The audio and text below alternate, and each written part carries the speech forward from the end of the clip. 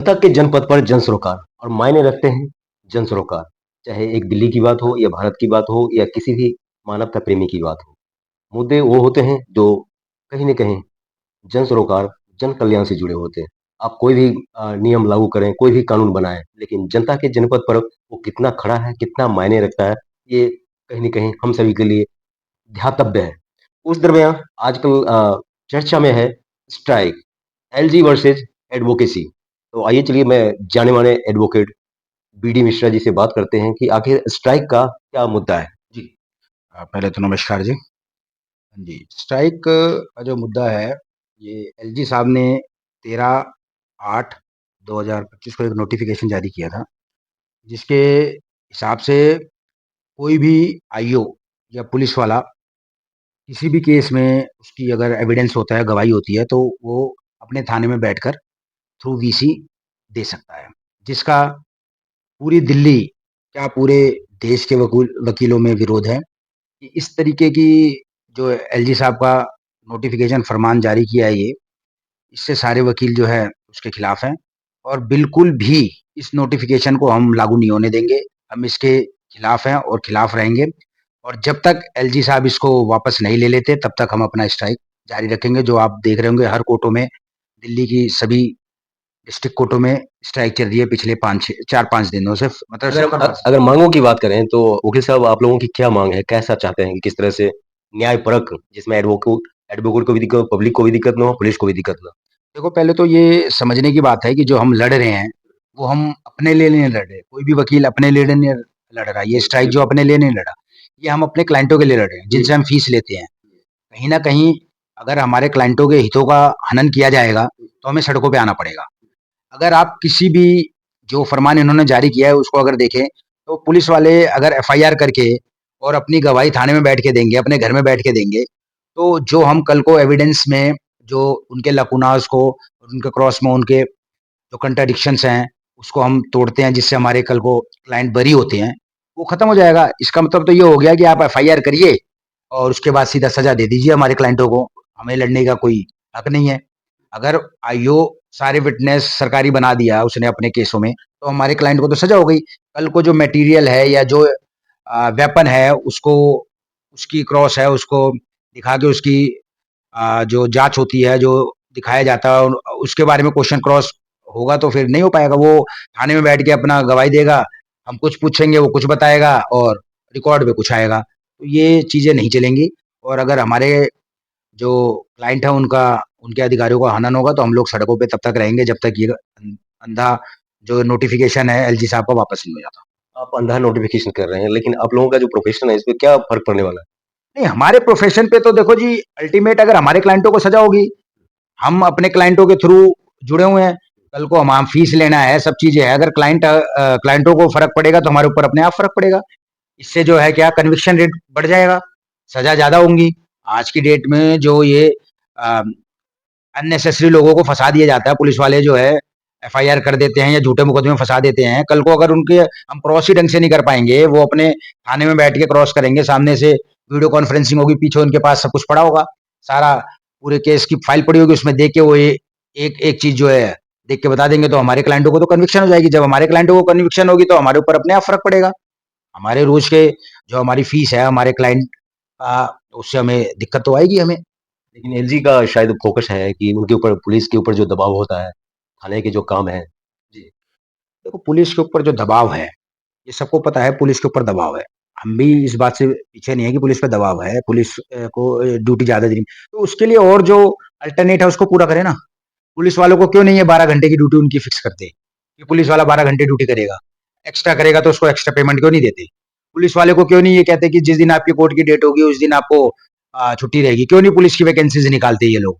ये कुछ 10 लोगों, 20 लोगों, 50 लोगों के समूह को लेके जो है पूरा दिल्ली चलाना चाह रहे हैं। जो चीज़ गवर्नमेंट को करनी है, जो चीज़ एलजी साहब को करनी चाहिए, उस चीज़ को तो करेंगे नहीं पुलिस वालों के लिए और अननेसेसरी की चीज़ें डालेंगे जिससे पूरा दिल्ली की जो है गति को लगाम लगे। कल 1-1 घंटे पूरा हाईवे जाम रहे हैं, वो इसी वजह से हुआ है। एलजी साहब को देखना चाहिए ना, जो चीज़ पुलिस वालों के लिए करनी है वो नहीं करेंगे। उनको जो सुविधाएँ देनी है वो दो आप। आपको लगता है कहीं न कहीं पुलिस क्रांति की भी ज़रूरत पुलिस को ये एलजी साहब को देखना चाहिए कि भाई अगर किसी के कहने पर, किसी का मुकुट बनकर आप कोई आदेश पारित कर रहे हो, नोटिफ़िकेशन पारित कर रहे हो, तो जो आपको आदेश दे रहा है उसको ये भी तो देखना है ना कि पुलिस की ड्यूटी किस तरीके से कराए। उनको 12 घंटे की ड्यूटी करो, अगर ज़्यादा होती है उनको ओवरटाइम दो। जिस दिन उनकी कोर्ट हो उस दिन उनको कोई रिलीफ दो 2-4 घंटे की। तो उसमें उस चीज़ को करें जो चीज़ करने वाली है। इस तरीके का अननेसेसरी की नोटिफ़िकेशन से तो सारा सिस्टम खराब हो जाएगा। आपको लगता है कि ये आनन-फानन में लिया गया ये फैसला है? मेरे हिसाब से तो ये आनन-फानन में लिया गया फैसला है, हालाँकि पहले भी इस चीज़ पे चर्चा हुई थी लेकिन वकीलों के विरोध को देखते हुए इसको रोक दिया गया था। लेकिन अब तो नोटिफ़िकेशन जारी कर दिया गया है। तो वकील आज तो दिल्ली के वकील स्ट्राइक पे हैं डिस्ट्रिक्ट कोर्टों के, कल को हाई कोर्ट, सुप्रीम कोर्ट और पूरे देश के वकील जो है स्ट्राइक पे आएँगे। तो इसको देखते हुए मैं तो यही गुज़ारिश करूँगा सरकार से और एलजी साहब से कि इस नोटिफ़िकेशन को वापस लें। फिलहाल ये इस नोटिफ़िकेशन का असर तो दिल्ली के लिए है, तो अब पूरे देश में कैसे? नहीं, दिल्ली को तो टेस्ट किया जाता है ना, जी, दिल्ली को तो टेस्ट किया जाएगा। अगर दिल्ली में कामयाब हो गया, दिल्ली के वकील शांत बैठ गए, तो सब पे लागू कर दिया जाएगा। दिल्ली को तो ये टेस्ट कर रहे हैं कि दिल्ली में टेस्ट हो जाएगा क्योंकि यहाँ ज़्यादा आधुनिक सिस्टम है। यहीं कोर्ट जो है वीसी के थ्रू चल रही है। तो यहाँ पहले देखेंगे, यहाँ अगर पास हो गए तो ऑल ओवर इंडिया में लगा देंगे। तो ये वकील एक ऐसा समाज है जिसको सब पता है, आज की नहीं दूर तक सोच के चलता है। जी। तो ये हमारे भाइयों को जो और डिस्ट्रिक्ट्स में है या और स्टेट में उनको पता है कि आज दिल्ली पे लगेगा, कल को ये सब पे लगेगा। इसलिए अभी तो दिल्ली में स्ट्राइक है और अगर यही हाल रहा, इसको वापस नहीं लिया गया, तो ये आंदोलन जनव्यापी हो जाएगा और ये पूरे भारत में जो है इसका असर देखने को आपको मिलेगा। आप कानून के रखवाले हैं और आप एलजी के फैसले को अंधा कानून, अंधा डिसीजन, अंधा आदेश बता रहे हैं, तो ये कैसे किस तरह के वहाँ स्वराज की बात हो रही है, मोदी गारंटी की बात हो रही है, एक विकसित दिल्ली की भारत हो रही है, उस दरमियान इस तरह के फैसले और वकील वर्ग अगर नाराज़ हैं।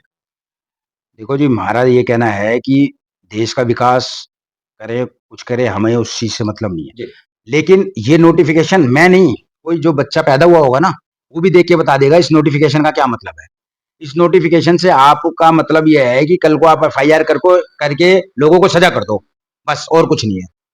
या अगर आईओ का क्रॉस जो है सब्सटैंशियल क्रॉस होता है, जो उसका मेन क्रॉस है, अगर उसको हम कोर्ट में नहीं करेंगे, उसको थाने में करेंगे, तो किस तरीके से हम अपने क्लाइंट को या हम जनता को क्या न्याय दे पाएँगे? इससे आपको लगता है कि कहीं न कहीं थाने पे भी दबाव बढ़ेगा कि वहाँ के जो मैटर हैं, जो कंप्लेन है, जो जन शिकायत है, उसका निवारण होगा या वो कोर्ट के रूप में तब्दील हो जाने के बाद फिर आप लोगों का ये भी है, अगर कल को थाने से सारी गवाहियाँ होती हैं, तो वो बैठ के कोर्ट ही देखेंगे कि कोर्ट के भैया कोर्ट का काम करो और बाकी जो लोग हैं वो लाइन में खड़े रहेंगे।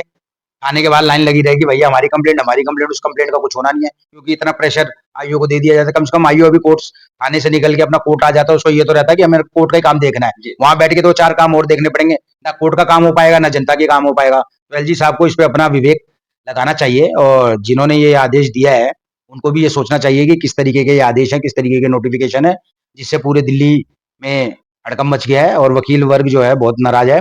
इसलिए मैं एलजी साहब से और जो भी उनके ऊपर बैठे हैं, उनसे मैं ये दरख्वास्त करूँगा कि इस नोटिफ़िकेशन को जल्द से जल्द रद्द किया जाए और वकीलों की माँग पूरी की जाए। जी। ये था मोहम्मदी तुगलकी फरमान के खिलाफ एडवोकेट बीडी मिश्रा जैसे तमाम एडवोकेट वर्ग का एक अब जन अपील और वो अपील जो दिल्ली के हित में है, भारत के हित में है। अगर कानून बचेगा और कानून के रखवाले, कानून की लड़ाई लड़ने वाले अगर बचेंगे, सुरक्षित रहेंगे और सेफ तरीके से फाइट करेंगे, तो कौन है दोषी और किसको मिलना चाहिए जस्टिस? ये जो एक बहुत बड़ा गंभीर मुद्दा रहता है, कहीं न कहीं उँगलियाँ उठती हैं, ये उँगलियाँ नहीं उठेगी और न्यायपरक ढंग से वकील भी खुश, जज भी खुश और पुलिस भी खुश। और इस बीच इन्होंने एक बहुत बड़ी बात कह दी है, जो कहीं न कहीं दिल्ली सरकार के लिए, एलजी के लिए और भारत सरकार के लिए मायने रखता है, पुलिस क्रांति की। जो पुलिस क्रांति के लिए काम ज़्यादा और उनके टाइम, उनके टेबल, उनका रूटीन, उनका वेतन, उनकी सैलरी, उनकी फैसिलिटी के ऊपर जो इन्होंने एक सामाजिक प्राणी है, एक सोशल वर्कर भी हैं एडवोकेट के साथ-साथ, तो इन्होंने एक सुझाव दिया है।